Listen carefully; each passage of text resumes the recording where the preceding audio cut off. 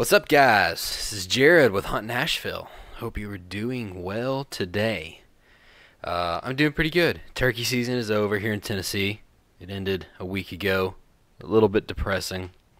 Having a hard time coping with the fact that I gotta wait another 10 months, 9 months for it to come around. I gotta wait till March of 2019. That feels like a lifetime away. And to boot, I ended this turkey season killing 0 birds, but still had an amazing turkey season at the same time. Had a couple opportunities to shoot birds, twice really, that I pretty much could have killed a turkey, but just made decisions this year in opposite of just killing a bird to look for a good story. I don't know. It's a different, I think with turkeys, I've hunted them enough, and I've certainly not killed as many turkeys as some of you guys have. I think I've killed maybe 24 birds, maybe not even that many. I maybe have killed 15 or 20 birds. But I've gotten to the point that I've turkey hunted long enough that I really enjoy the process of the hunt, and not as much about killing the turkey as it is the process and looking for a good story. Bushwhacking them is fun, and I still do that all the time. But, sometimes you just want that, perfect hunt where they come into a call, into a decoy spread, and you see them coming from a ways away. Anyways, so I had an amazing turkey season, though. Killed a coyote. Saw a lot of cool things. Took my boys hunting for the first time, which we will start talking about in some podcasts here coming up, because there's some good stories involved with that. But, yeah, it was good. How was yours? Let us know. You should follow us. Follow us on Instagram, Hunt Nashville, Facebook, Hunt Nashville. YouTube, Hunt Nashville, I think. HuntNashville.com. I don't know. We're all over the place. Follow us. We like to talk to you guys. In this week's episode, we have got Doug Markham. Doug is the information coordinator for the TWRA. If I'm not mistaken, that's his official title. He used to be the Region 2 information coordinator, which is just basically, if you're not from Tennessee, that's Middle Tennessee. That's Nashville and the surrounding area.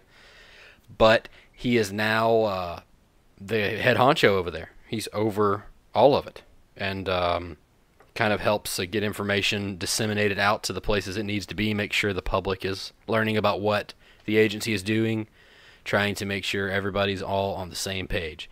He is a wealth of knowledge. He's been at the agency for so long, and especially in this area, that he has a lot of information about a lot of different things. He doesn't even really hunt anymore. He's mostly down to fishing, which we talk about a little bit in this episode. But he has a lot of really cool insight into some stuff that maybe newer people into hunting, newer people into the whole conservation hunting thing don't really think about, because he's seen a lot of stuff come and go, and seen some fads and seen what lasts and what doesn't. So we had a really great conversation. Talked about turkey hunting, of course, because that's fresh on my mind. Talked about crappie fishing, talked about hunter recruitment, which I'm you'll hear that a lot in the next few episodes. I've been really into studying the statistics on hunter retention and hunter recruitment, and seeing what we can do as people who are already hunting, get new people in, and getting youth involved, and getting everybody involved, all different demographics. If they want to be involved, getting them in. And we talked about, what else did we talk about? Talked about all kinds of coyotes, invasive species. Talked about all kinds of fun stuff. So if you like this and want to hear more, make sure you subscribe wherever you're listening to this at. iTunes, Stitcher, iHeartRadio, TuneIn Radio, wherever we're at. Wherever you listen, just make sure you subscribe. You'll get one every time we put them out. Hopefully they'll be a little more frequent over the next couple of months. We've got some really cool people scheduled. We've done a couple of podcasts already that will be coming out over the next few weeks, and some guys that we're trying to get scheduled that we're really looking forward to talking to. So without further ado, let's dig into this one.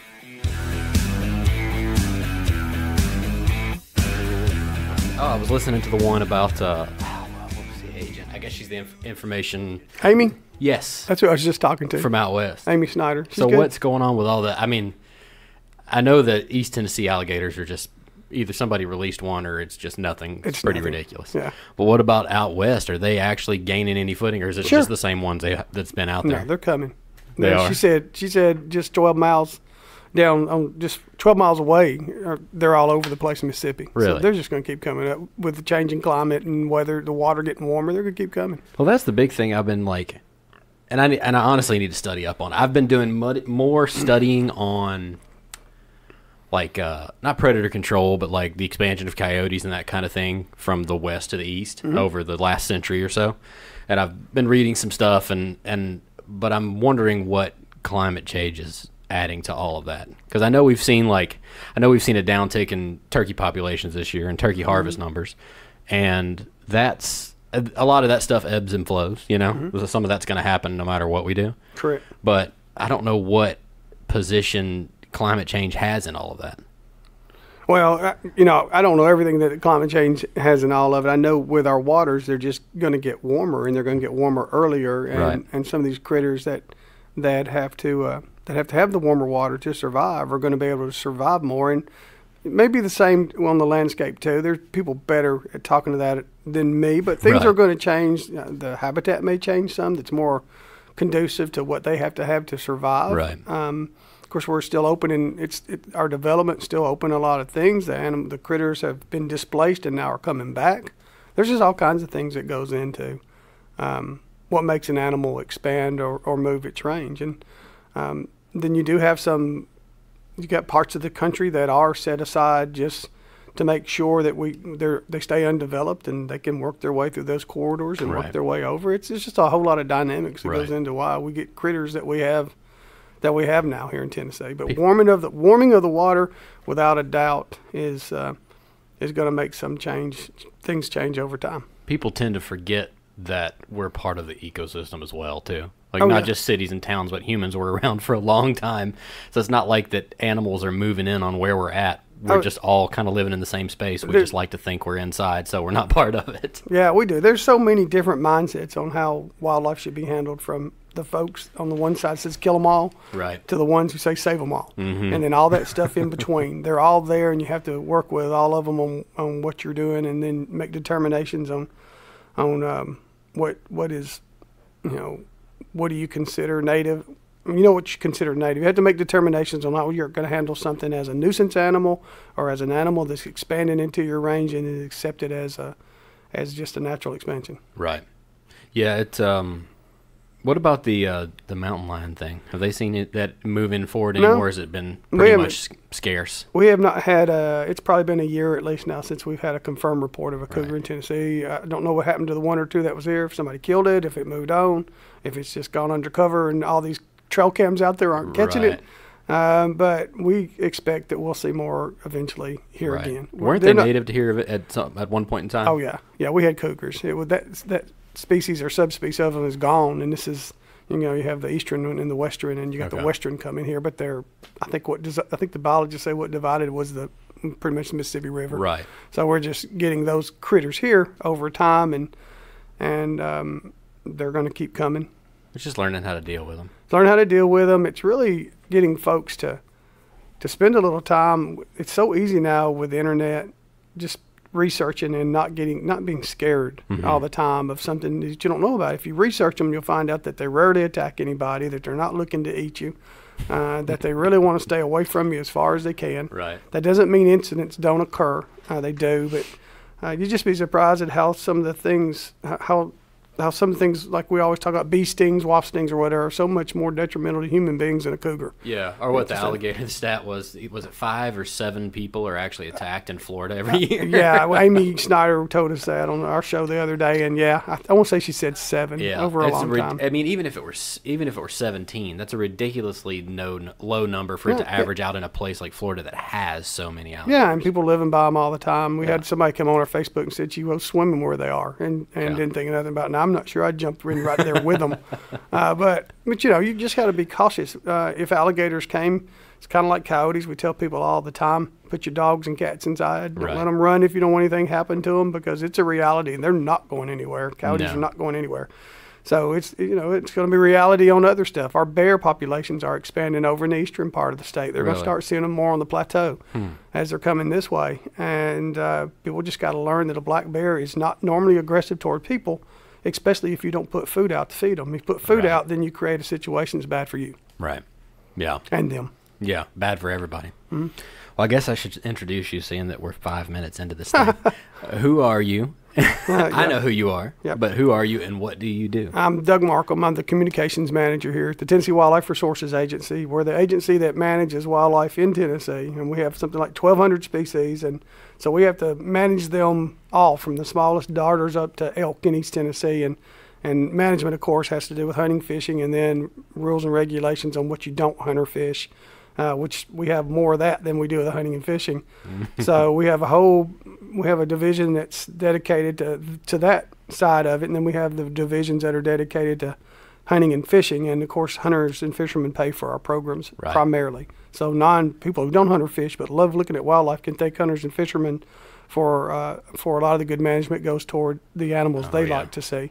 And it's a constant battle, and will be for the rest of forever. Well, and that's a very good point to make. Yeah. And I think we make it just about on every podcast we do, but it's an important stat, an important note, pretty much nationwide, that most of state conservation efforts come from people who buy boating and hunting licenses, and fishing licenses. Yeah, and we are the boating agency too. I'm glad you said that. Yes, it does. In Tennessee, without a doubt, and we pay a lot of attention to our hunters and fishermen and boaters because of that. Sometimes they get mad at us anyway, but we're trying. Well, that's the biggest thing. You can't make everybody happy. Oh, Lord, no. What is the percentage that TWRA gets from Pittman Robertson, Dinkle Johnson, and that kind of thing? It's shared across the country. Mm-hmm. I don't know exactly what percentage of the pie it is with all 50 states, but we'll get, 15, 20 million. Okay. Our total budget is about 100 million, a little bit more than that. And the large percentage comes from our own sportsmen, but we'll get 15, 20, 25 million some years. It's based on some kind of formula, how many people hunted and fished that year on nationwide in your state, and stuff that other people can talk about. But it's a pretty good chunk of change. And then we're also trying to work on another program to get more money from not Pittman Robertson, but from the federal government to help with this non-game side of stuff. Right. If we get that, we could add maybe another 15 million or so to our budget. And it's something that hasn't happened yet. It's in the works at Congress, and we're hoping that it gets signed into law in the next year or two. Right. How does that balance work? Because as the wildlife management agency, you're managing all the wildlife, game and non-game species in Tennessee, making sure everything's thriving and doing as well as it can and staying in control and all that kind of stuff. But how does that conversation usually come up with someone who is anti or just enjoys bird watching, which is, I didn't realize how big of an industry that was. That's huge. There is a ton of money that goes through just wildlife observation. It's almost as big as hunting. I mean, it's really insanely large when you look at the amount of money that's spent on it. Historically, those folks have been okay with us. There are some that don't like hunting and fishing, but there are others that are okay that it's done, as long as it's done right. Right. And then there's a few of them that don't like it, but they don't seem to get in our way much. We work with a lot of those groups. We got to have them too. A lot of, not just the people, but there are groups that form for birding and for other things that are just watching wildlife, and they tend to work with us really well. Now, the ones that aren't in those groups, you do your best to try to keep them around. Some of them aren't going to like what you do, your hunting and fishing part of it. So all the time we're trying to remind them that we do those other 1,000 animals. Right. I mean, there's 1,200 or so animals in Tennessee, fishing animals, and a couple of hundred of those you can hunt and fish, and the others you can't. Now, we put a whole lot of money and a whole lot of time toward the hunting and fishing part of it, because that's where we get our money the most, and we're always looking for ways to help manage those other critters, the birds that are losing their habitat, and our folks that are upstairs here that work in our biodiversity division, we call it. They are constantly meeting with other states. They're constantly applying other plans to our state, discussing what are done in other states outside of ours, always trying to create habitat for animals that are really missing this habitat or their habitat's going away. So they're trying to figure out what to do to keep that habitat. And that goes from all kinds of songbirds to the bats at night, that another misunderstood critter that is bats are so cool and so not anything to be scared of, and but they constantly work on habitat for them and ways to make sure that they stay in good shape, and they always trying to find ways to get the money. That's probably the hardest part, is working on the critters that have folklore has done something to them, the bats and the snakes and anything with teeth, I think. And or that can bite. Right. But anyway, that's what we always are trying to educate folks on, and we get the kids a lot, and one day maybe it'll be better, but folks, the older adults, it's hard to get them. Right. Well, that's a pretty good segue into something I discussed a ton this turkey season with different people. I've met guys in the hunting industry that do media and products, and guys that live here in Tennessee, and we've done a lot of hunting together this season. And a topic that always seems to come up is like hunter recruitment and then hunter participation. Because I know there was a study in 2011, I think it was 2011, that came out that had the hunter numbers at like 15.3 million, 15.7 million countrywide or nationwide. And then I think there was a study that came out in 15 that had it down to 13.7 million or something. And I'm kind of curious to see, I don't know when the U.S. Wildlife Services is planning on doing another study. I'm interested to see where those numbers, if they've stabilized or if it's continuing to drop or not. What have you guys seen statewide over the last few years? The ones, I think there's one due out now. Okay. They're actually about every 5 years that they come out, and one's due out here pretty soon, because that's how we see how much federal dollars we're going to get too. We know how many people hunted in Tennessee, and they look at how many hunted across the country. I don't know. Our license sales are doing okay in Tennessee. I can't speak to the entire nation. We're staying fairly stable with our hunters. Dropping some. Our fishing is staying very stable. But it's definitely a concern, and that has as much to do, I think, with losing private property to hunt. So many people have lost private property since when I was a young person, and you almost knew you could go hunting on a piece of property and they wouldn't care. And now there's a lot of access that's been lost, or a lot of access that's been turned into apartments or condos. So that's a big problem with what we're losing. And I think probably I don't think hunting's in jeopardy. Still, there's a lot more people hunt that do a whole lot of other things that you wouldn't think. Some folks want to make it a niche. They want to call it a niche pursuit. It's not. Hunting is still very popular, and fishing is extremely popular. But there's just not as many places to go anymore. And so I think some people get frustrated and give up. Well, I think a lot of places to go, like the lack of opportunity, has a lot to do with development and urbanization of areas that were traditionally probably forests and fields. And a lot of it has to do that the hunting lifestyle, or the hunting, I'm trying to think of the right word, the way hunters operate is not very conducive to helping other people get into the sport, because it's very much I found my spot, I found where deer are, I'm not going to tell anybody about it. Even on public land, I've seen that on places that you can just go out and hunt. And I think a shift is either happening or needs to happen in the minds of hunters and anglers too, of like sharing that information with people that don't necessarily done it. Because I've spent the last 20 years learning how to do it. So if I go find turkeys, I can probably find turkeys on a property in a day. I can figure out where they're at. I may not kill one, but I can figure out where they're at. But you're going to rush out and tell all your friends to come. Exactly. But I've got guys that start hunting that I'll be like, oh, yeah, go over to that property. And it would take them an entire season to just figure out where the birds were because they don't know what to look for, because I've spent 20 years learning what to look for. Yeah, that's definitely a problem.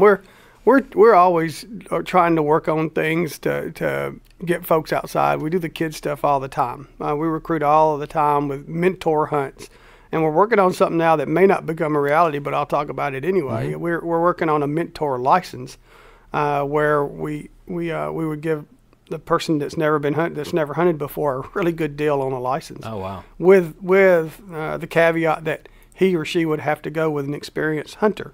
And that hunter would take them, and they could go hunting for a very small price and go to just about any hunt one time. It'd be a one-time thing. Right. So that's what we're trying to do to incentivize both the person who's never been, but also the mentor. We hope to come up with something that would give that mentor some kind of pat on the back for taking them. Just some incentive. Yeah, it's really early in the phase. It may not happen. I think that's a great idea. I bring it up just to let you know that this agency's thinking about it all the time. Yeah. And it is hard getting folks out there. So if we can get something that gets a hunter out and they don't have to spend but $20 or $25 that first year to see if they like it versus $100, $150, $180, maybe we can get it out there. And we hope it doesn't make the hunters that have been out there forever, because all hunters need each other. They need each other to make sure that what they like to pursue continues to have the money to be managed.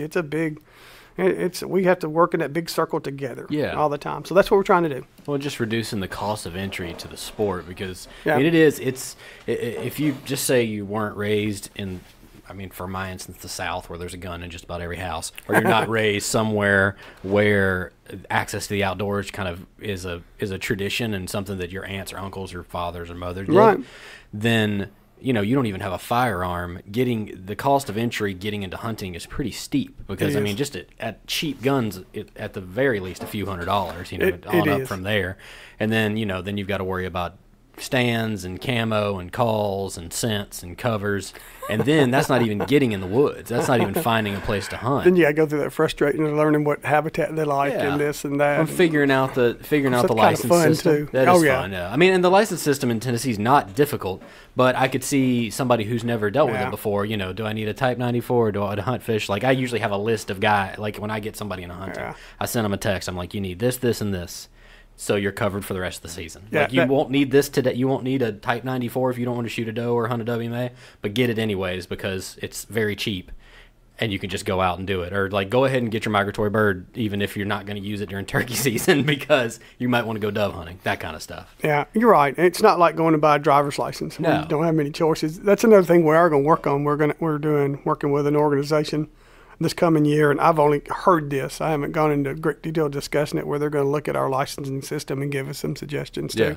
But the mentor license, if we could get it done, would just be so easy. Go buy that mentor license if you've never been. Go hang out with your buddy that loves to hunt or fish, and learn all that stuff. You got 1 year to learn it. Yeah. And then come back and stay with us. I think that's a fantastic idea. I really do. Because just removing some of those barriers that may turn someone off. That's what we've been. I don't know. As I'm 32, so I'm still fairly young to most. You are to me. Old to a very few. My kids mainly. But even as like in the last few years, I've started shifting my focus. Like this year, I didn't kill a turkey at all. I went like 4 mornings. I hunted it during the day 3 or 4 times, but I just didn't kill a turkey.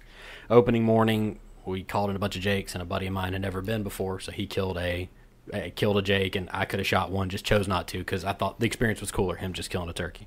No, I like it. Had another hunt where a bird, we could have killed one, but it would have been it was like right off the roost and wouldn't have been any fun, so we just let him go. I like that, yeah. But I'm just now getting to the point where I'm starting to understand a little more of the experience is worth a whole lot more than the trophy. Mm-hmm. And in that, I'm also learning that getting people out and taking them for the first time or trying to help them jump those barriers quicker is a whole lot more enjoyable to me. I don't care that I didn't kill a turkey this year, honestly. It's the first year in a few years I haven't killed one, but knowing that I helped somebody else get into turkey hunting, I took him once, and then he killed another bird with another buddy of ours, and then he's been 2 or 3 more times just without anybody, and now he's hooked. Yeah, that is the best part. I mean, you go there and you do mature past all that having to kill something all the time. Of course, if you do, they taste good. They're good to eat, and I enjoy them, but I'm the same way. I had gotten that way years ago rabbit hunting, where I enjoyed the dogs more and enjoyed shooting the rabbits. And I shot some rabbits, but watching the dogs run was a lot funner to me than shooting the rabbit itself. And it gives you an excuse when you're just bad. Yeah. Oh, yeah. Well, I'm sure I used it a lot. A lot more than you needed to. A lot. I use that fishing all the time, too, somehow. So, yeah. Speaking of, and we were talking about regulating species and non-native species, where are the Asian carp at right now? The Asian carp are in the Tennessee and the Cumberland rivers and some of their tributaries, and it's a big issue. We were talking before we started that what are the issues at TWRA? Well, you want to talk positive all the time about how great the deer and turkey hunting is and the bass fishing and crappie fishing is, and it is great, but there's always part of what you have to do as a wildlife agency is deal with issues and more as this world grows and more stuff is shipped overseas and comes in here in different ways, and people here experiment with different stuff. You're just going to get issues sometimes, and we get it all the time with wildlife. And once upon a time, we didn't have starlings all over the place, and we didn't have armadillos. We didn't. Yeah. I mean, we had armadillos in the country, but not here. I saw some fire ant beds down at Yanali fire this ants. year. That's a good one to use. I never even noticed them until this year, and I saw fire ant beds all over Yanali. Of course, that's pretty far south, but yeah.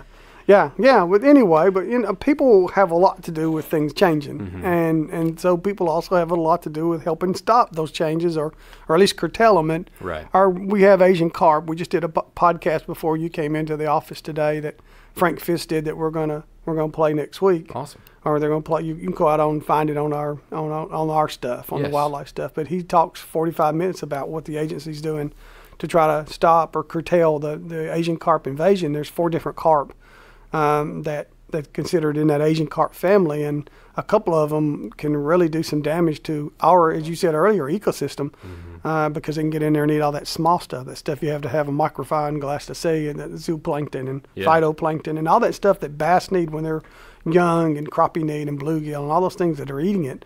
They're coming in there and eating it. There's hundreds and thousands of these things coming in here and eating that stuff.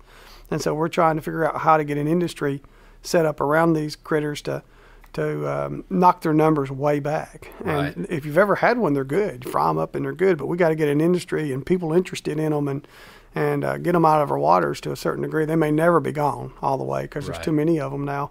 But we're hoping they're not reproducing in our parks. But the Asian carp, you can come on our site. It's tnwildlife.org. We've set up a page that's fresh, got a lot of current information, and tell you all about it. And you don't have to be a fisherman for this to be a problem. If you go out boating on the water, these things can be dangerous. The silver carp, they jump, and they get 10, 12, 20 pounds, and if they jump if you got hundreds of them jumping around you, and you're going, something about the motor vibration or noise or whatever makes them jump. It's ridiculous. If you're going ridiculous. 40 miles an hour, and one of them hits you in the head, it's going to hurt. Yeah, or tear up your equipment, or so it's a very concerning to anyone. And Frank was talking a lot about how we're trying to get more money to that program from Congress, and we're getting some money, but we need a whole lot more to combat this issue. There was some talk of trying to incorporate the commercial need for carp in Asia into creating, like you said, some sort of commercial interest or some sort of industry. Did that go any further? I don't think that's going to talks? go far. We've been to China. Our folks have been. Frank Fiss has been. Our director Ed Carter's been. Our assistant director Bobby Wilson has been, who's also Bobby went to China? He went to China. Oh, I would have loved to have seen that. Yeah, he did. He's got some books in there that are in Chinese about fish. So anyway, but he went to China, and they've gone over there and spent a lot of time with them. And I'm not sensing from talking to Bobby or them that kind of market's going to set up right now. Right. Who knows down the road? I think what we're more interested in is setting an American market up and getting people interested in buying them to eat. And then also there's the cat food and dog food and all that might happen. But the point that Frank was making was a good one, is you've got to get that price up high enough to make commercial fishermen who work so hard want to go out and do it. And if it's at 5 cents a pound, they may not. If it's at 25 cents a pound, they might. What are commercial fishermen in Tennessee generally fishing for? Catfish. A lot of catfish. They fish for other things. Mostly in the rivers? Yes, big rivers. And that's where these Asian carp are primarily showing up, are big rivers and the tributaries that run into those bigger rivers. But Mississippi River, Tennessee River, Cumberland River is where they are. And there's a map on our website that shows how far they've spread into Middle Tennessee.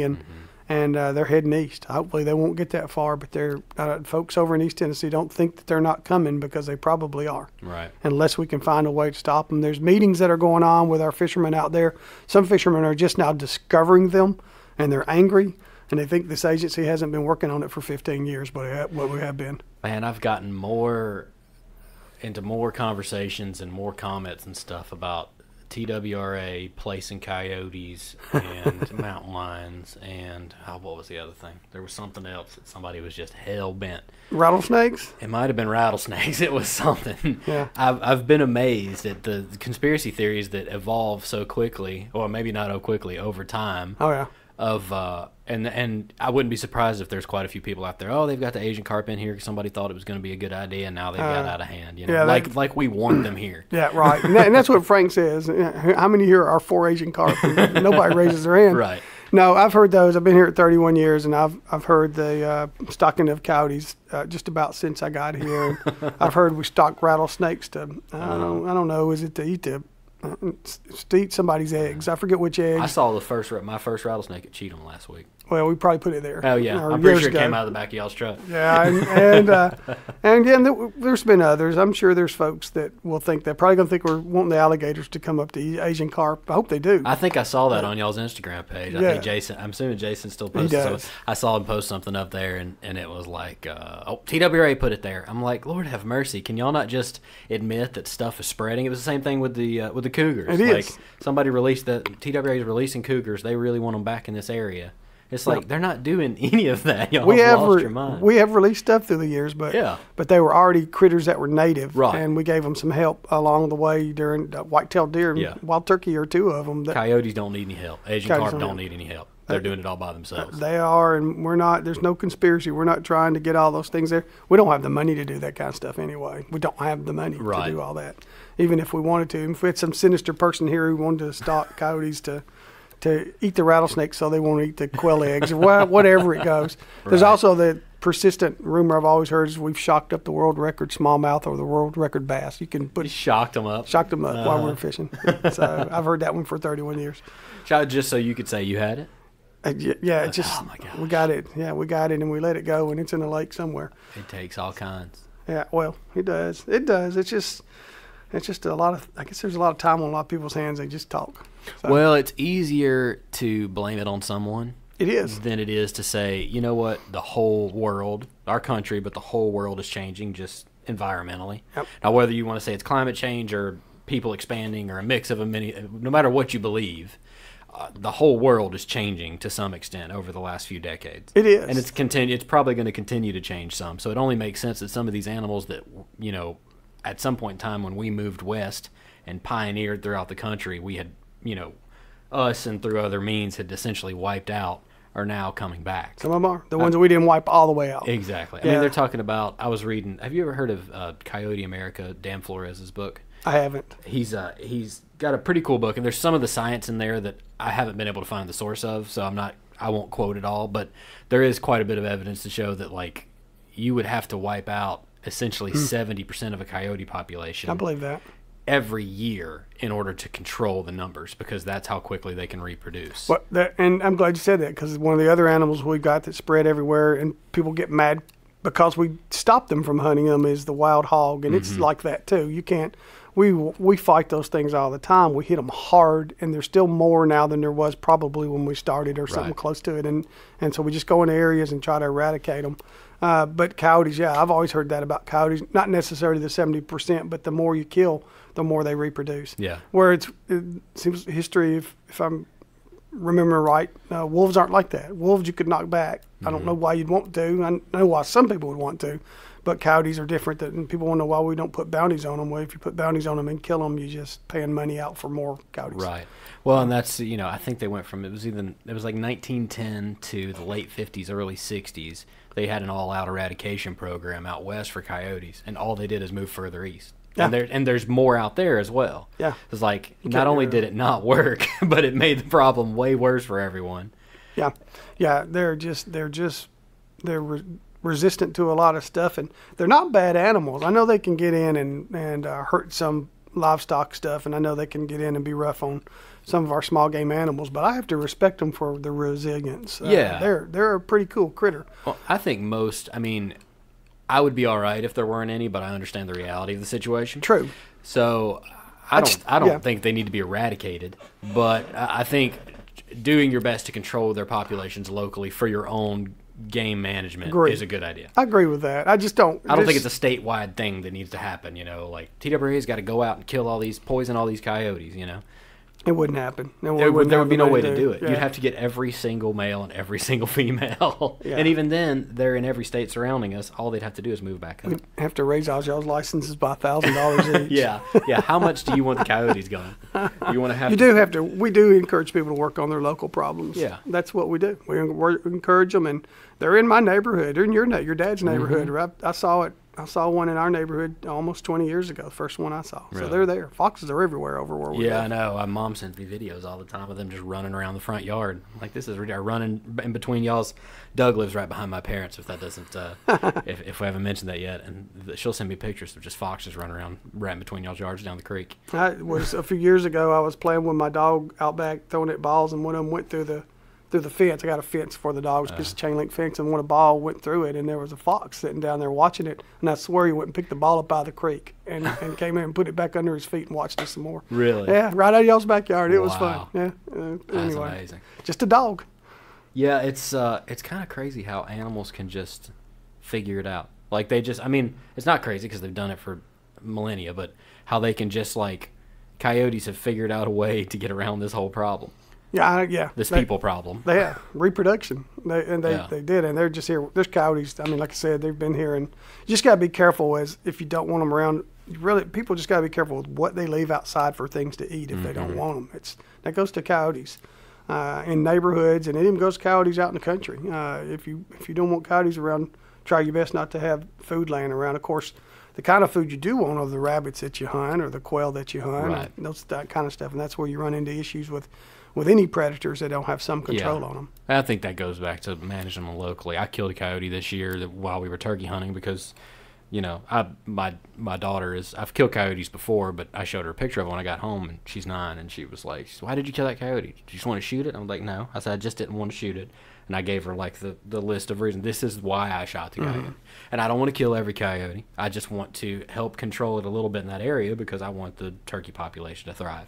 Not including rabbits, and I mean, I don't really care about rodents, but rabbit populations and other things that coyotes feed on, fawns. But I was like, I really want the turkey population out there to do well, so I'm going to kill a coyote if I get a chance.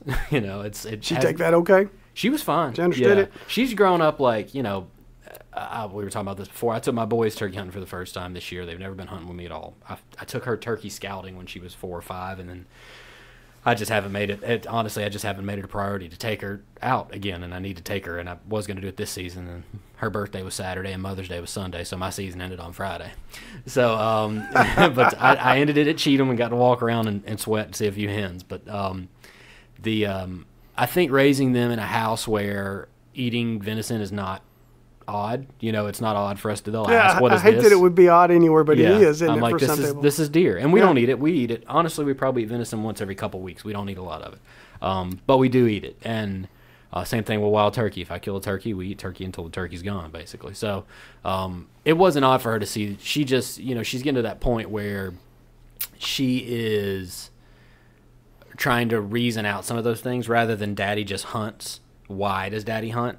Why do we have to kill an animal? You know, and that hunting leads into a whole lot more life lessons, for lack of a better term, than just the hunting. Because then we get into the whole conversation. I've had the conversation with all of my kids, even though she's really the only one to really old enough to really understand it, about factory farming and how meat is procured in this country, and you know how these animals suffer. And when I kill a deer, that deer lived 4 years of its life out in the wild, and it lived however it had wanted to. It got to make its own decisions, and it suffered for a very short amount of time when I shot it. And we used everything we could use, short of some of the organs and the bones, and you know the hide if we don't get it tanned. And it's just like hunting allows the opportunity with kids to have that conversation, and fishing as well. And fishing's probably a better way to get into it, honestly, because nobody thinks fish are cute. Nobody thinks catfish is cute. So, you know, there are kids that would start crying if you shot a rabbit, but if you caught a catfish, they'd be giggling and taking a picture with it, you know? They're both in college, even out of college now. My next door neighbors went catfishing with me once upon a time, and I brought them home and started dressing the catfish and wondered how they'd react. They were putting their hands in the middle of everything. I mean, they were picking. It didn't matter. Yeah. They didn't care.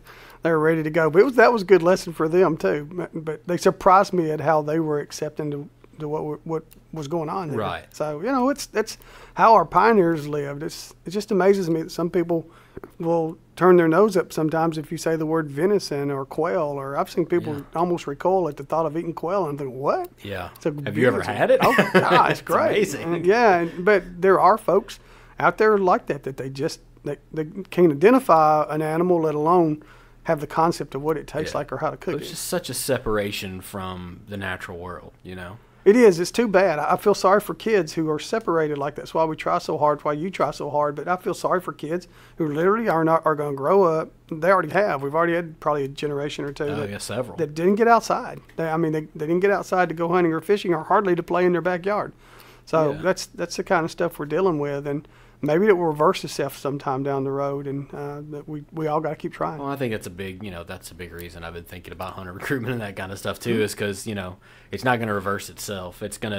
People are going to take the path of least resistance, and hunting is not the path of least resistance. It's hard. It's difficult. It's disappointing. You get upset. It can be one of the most triumphant, most rewarding things you've ever done, but for the first little while, when your reasoning is just to procure meat, it can be pretty upsetting if you're not just very lucky your first couple years, you know? And so it's going to take people who are hunters and have for a long time and understand what it's going to take to keep the sport thriving for a long time, to go out of their way and introduce people to it, and give up your spot every once in a while and take somebody and let them go shoot a deer. I wish I could explain how it feels, as you know, how it feels to be good at something like that. And I'm not saying I'm not a good hunter at all, and I'm not a great fisherman, but I know you're a much better fisherman than I am, that's for sure. But the point, I know so much more about how to go after a certain species now and what to use when I go after them. on the water Right. than I did 25 years ago, and it's a cool feeling to have an understanding of what you're doing. And again, I'm average at it, but I'm better than the average Right. weekend angler. We've spent a lot of Because, time sure. doing it. I mean, you spent a lot of time. I know you spent a lot of time chasing crappie on the waters. I would have no idea where to find a better crappie at. It is. And there's people that are so much better at that. But still, the point is, it's been fun to learn this stuff over a lot of years now. Right. And as you achieve it and get it and know it more, knowledge is power. And I can't understand that part where people don't, where they don't have some kind of feeling that if something happened, could I survive? Could I Yeah. survive? And if you can hunt and fish, you can survive. You can figure it out. Yeah. Yeah. Well, it teaches you a lot of skills short of just killing an animal. Oh, You it know? does. It Without teaches doubt. you. It teaches you what to look for. You'll only sit down in shorts and poison ivy once. Right. Like, it'll only happen one time, and then you won't do it again. Stinging needles. Yeah. Walk Oh through them my one gosh. time, you're done. That's what. Okay, so I need to show you this picture on my phone. I took my son down to the Harpeth last week, That's and where I we went learned. down and tried to. We were trying to catch a couple small. We had like 2 hours to kill during the day, and I was like, let's go down and just walk in the Harpeth. We'll try to catch fish. We caught one little smallmouth about that big, but we must have walked. Is that what they're called, stinging? They're about the leaf on them's about that big. Yeah, yeah. And it's got like a fuzz edge around it. It's not really sharp, but it's like you Yes. walk through it and That's it. it feels like you got bit by 100 fire ants. That's it. That's when you quit wearing shorts. Oh, my And gosh. that's when I learned it. I went a long time without getting stung by them and never paid attention to them. And this was about 10 years ago. I was on the Harpeth River and fishing with Chris Nish and a friend, wearing shorts. Is the last time I ever wore shorts to go fishing. I'm writing this down, stinging needles, because Stinging nettles. he was like my legs itch, and I'm like, mine do too. And I was looking all over his legs, and it was just red. That's it. And the thing that almost instantaneously fixed it is taking your shoes off and getting in the water. Yeah. I fixed it almost like Whatever. I've never washed researched it the off. stinging nettle. I don't know if it's oil or what it is, but yeah. You'll know it when it hits you. that. Wow. Yeah, I had never, like I said, I had never done it, and that must have been what we got into, because it was intense. I told my wife when we got home, I was like, I don't know what we walked through, but I've never felt anything like that before. And I've been in the woods my entire life. Yeah. And then we walked back, and I picked him up. We had to go the same path we came. It was like a little game trail that kind of led off the main path down to the river. And we walked back, and I picked him up, and I like stepped in every hole they weren't. And we got back to the trail, and I was fine. I And don't was like, know. that I had to don't have know. been I've it. never studied them. I don't know what their habitat or what they like. But it's funny you would say Harpeth River, because that's the only place I have ever run across them to. So maybe there's something about the Harpeth that they like to grow around, because it was a learning experience. Yeah. So you learned it earlier than I did. Oh man, it was rough. Well, my son learned it. He's 4. Yeah, he really learned it He's early. learned it really early.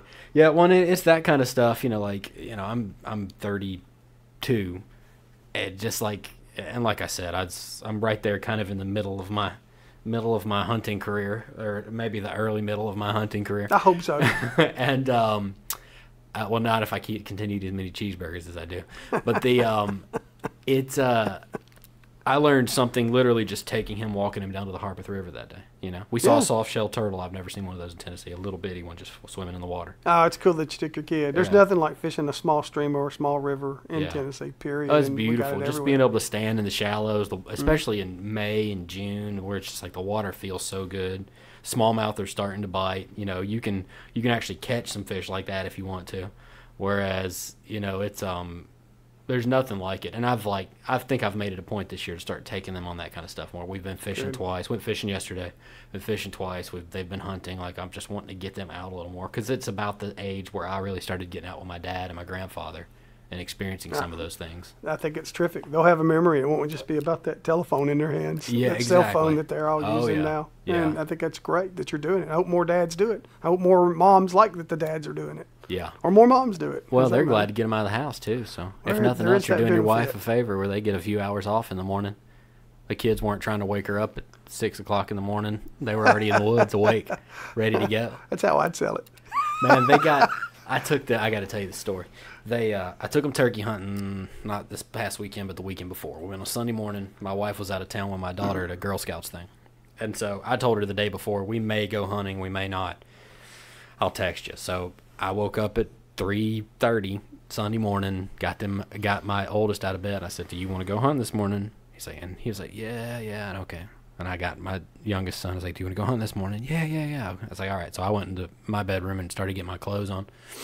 And they went downstairs. I had laid all their stuff out on the couch. They were ready before I was. Cool. Like, they had, like, thrown their clothes on. And then we got in the truck, and we had about an hour drive out to McEwen. Well, not McEwen, Prim Springs, out kind of near Dixon. And we drove out there to a friend's farm.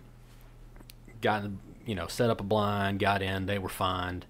Had a bird come into, like, 80 yards, but it was in the fog in a field. We couldn't see it. He turned around and went the other way.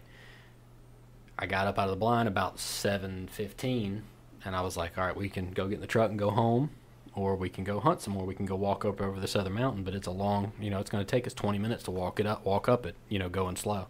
Let's go. I want to go hunting. I'm like, all right. So here we go traipsing up this mountain. Get over the next side. A turkey starts gobbling about 150 yards off in this cow pasture. I set them up with a little umbrella blind by a tree on the side of the hill, and I was like, stay right here. I'm going to walk up to this fence and see if I can see this bird. Maybe 20 yards in front of them. I wasn't going far. So I set them there. I was sneaked down to the fence real quiet. They weren't making much noise, and I'm like kind of, peeking, leaning up against a tree, peeking around, trying to find the thing. And I hear from behind me, oh, Hendrix is peeing on my boots at the top of his lungs. And this turkey is gobbling to everything I do up until that point. And I just turned around and walked back up the hill, and I said, all right, guys, it's time to go. But there's a turkey out in the field. I was like, I know, but he's not going to come in now, I promise you.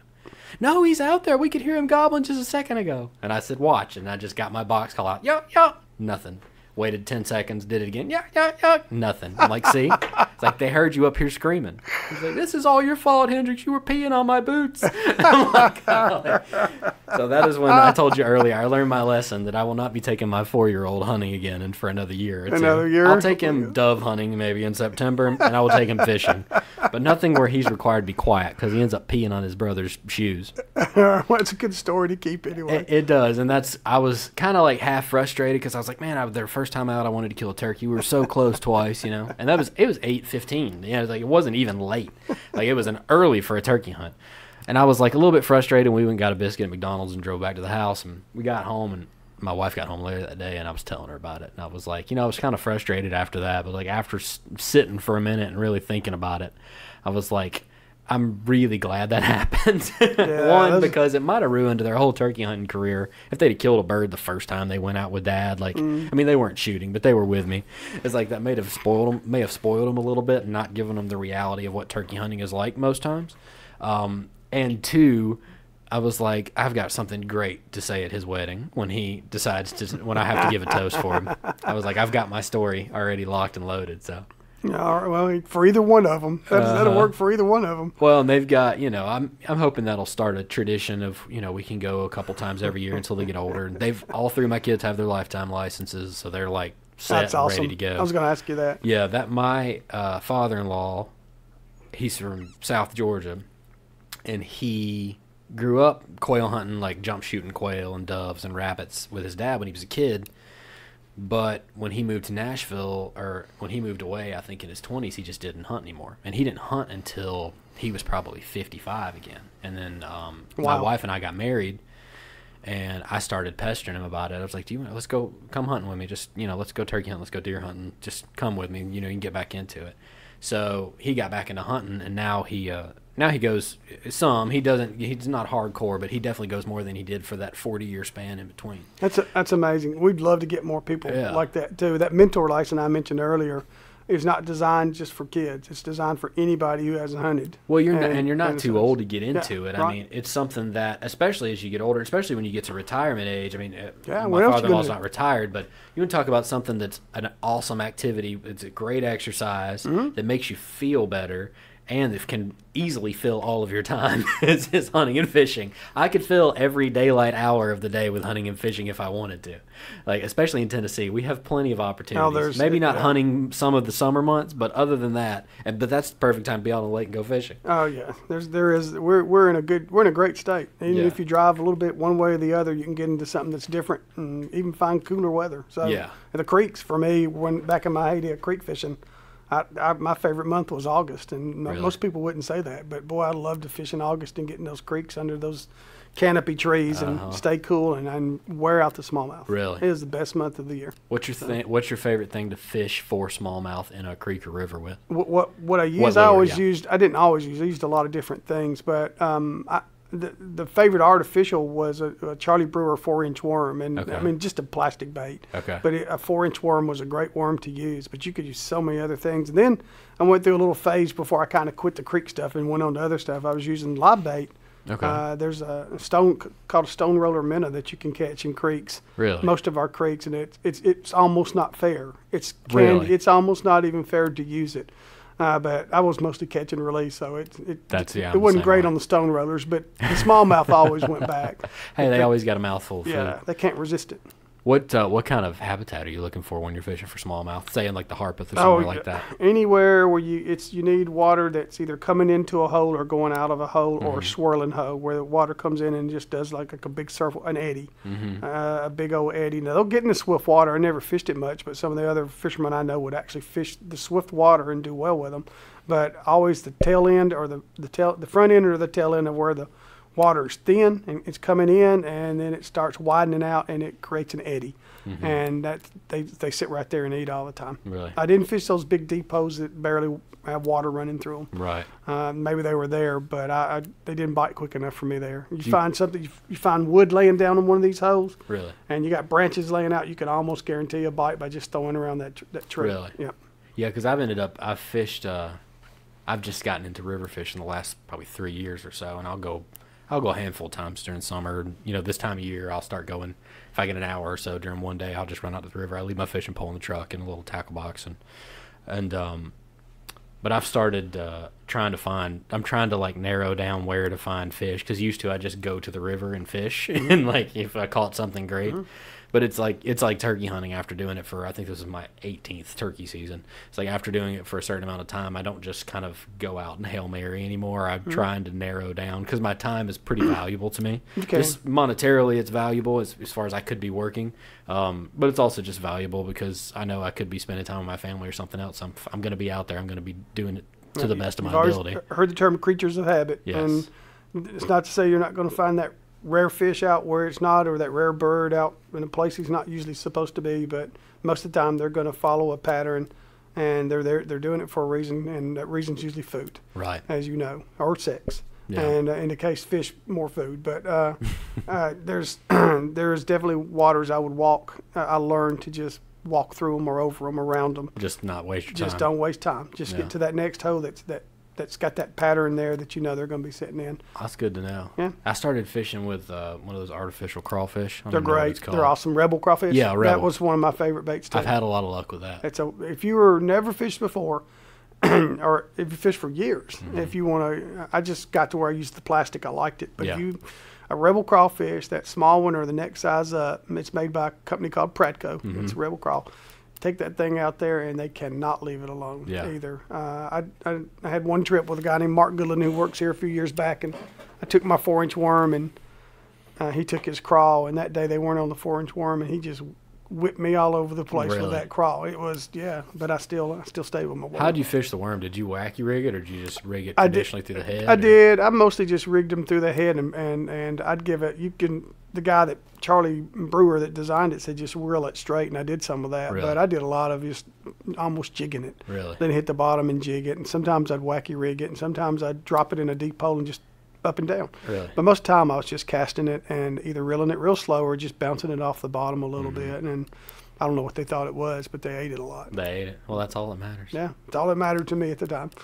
So, the streams are great. They are really conducive to artificial baits or live bait. They don't are. don't go in there thinking you got to fish a little bitty lure, because there's big fish in our creeks. Yeah. You should be amazed. Yeah, I've seen some pictures of some massive smallmouth coming out of some of our rivers and creeks. Yeah, it's ridiculous. incredible. You got to remember, those creeks are connected to something that's connected to a bigger body of water, and they travel and they come up those creeks for different reasons. Yeah, I need to look into that some, because I don't know, now that turkey season's over and I'm not thinking of, I don't have turkeys and predators on the brain, I was starting to think about like smallmouth and stuff. Do they migrate up and down streams, or They do will. they have pretty local areas? How do they work? I think they'll migrate some, and then I think they'll localize for a while too, if not all year, because you got good depots out there. As long as there's food there, But they'll migrate a lot out of, like, we're in Middle Tennessee, out of the Cumberland River up a creek like Mill Creek. They'll come in there to spawn. Gotcha. Some of them will. I'm not saying all of them come in there to spawn, but they'll come over and spawn, and they're big fish that time of year. Some of these other creeks, though, I've caught them miles away in the summertime, very many miles away from the bigger, larger body of water, and I think they just stay there. It's fish just spread out. They're unique.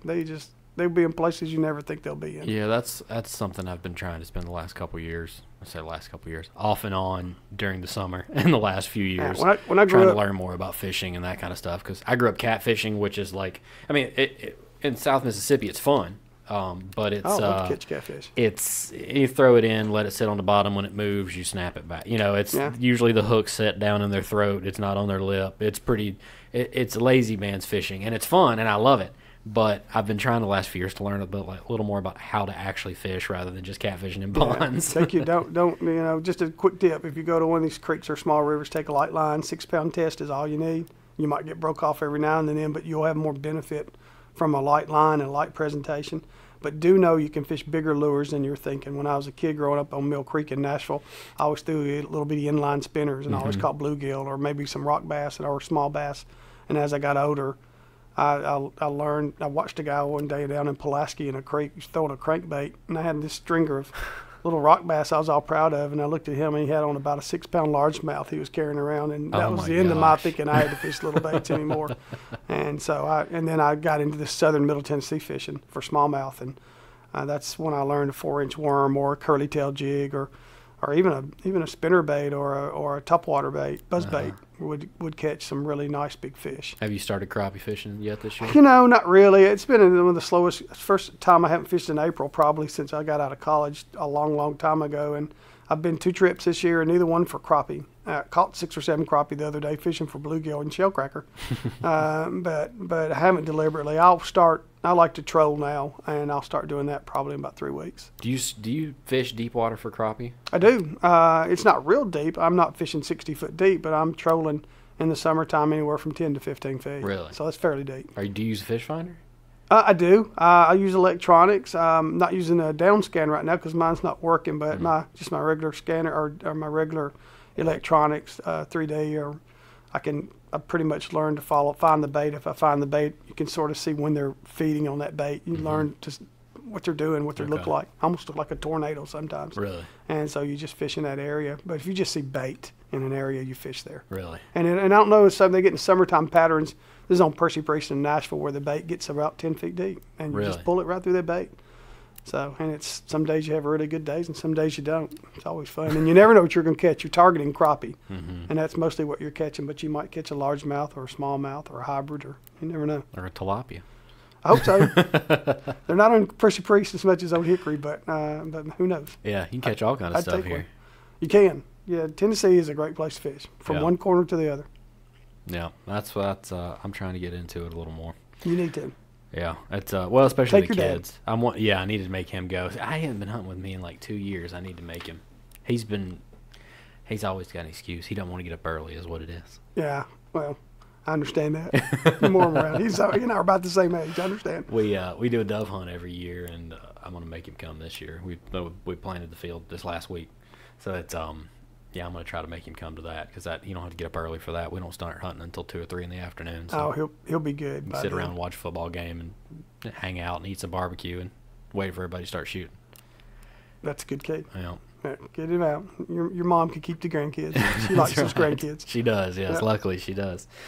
All right. Well, I'll let you get back to it. It's we've gone almost an hour so far.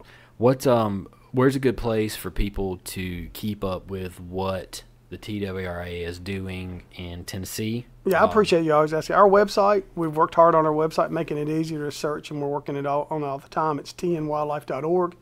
Has a lot of information on it about our agency and mentoring our hunts for kids and our free fishing days coming up in June. It will tell you where to go take your kids free fishing day. I think it was June 9th. 9th, I believe. Yes. Yeah, June 9th. And there's a lot of events for kids, and we put out a lot of catfish, speaking of those. And that's available on our website and then our Facebook. If you're not looking at our Facebook or our other social media, you're missing some great stuff across the state. We're posting stuff out there all the time about things that are happening all over Tennessee, and it's really rolling and really growing. And we get a lot of messages through Facebook. Some happy, some not. But you got to get on our social media. We're working on our Twitter and our Instagram some, but we put more concentration on Facebook. And Jason's doing a great job. He does. That's all Jason on Instagram. He is. No, he really is. He posts a lot and posts a lot of good stuff and pokes a little fun every once in a while, which I enjoy. Yeah, Jason's fun. He does a really good job. He's about your age. He's going to be around for a while. So no, that's good. It's good to know there's kind of the next generation coming up. When you decide you don't want to do it anymore, somebody else is there to back you up. That may be sooner than later. There's an awful lot of crappie biting every summer. There's some things I'm missing that I think I'm about ready to get after.